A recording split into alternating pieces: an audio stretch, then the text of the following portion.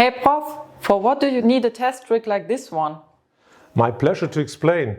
Yeah, this test rig we use first of all to develop our own welding torches, and a second target here is to compare our torches to the torches of the competition. And we can do that in a, I would say, really unique way here, because we simultaneously test two torches with exactly identical parameters.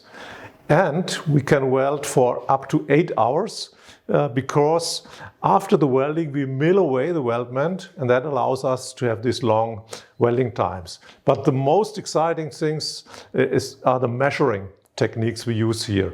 We can have thermocouples to measure the temperature, we installed a high-speed camera, and we have a technique, my favorite, it's called Schlieren interferometry, and this allows us to visualize the shielding gas, and that's really exciting.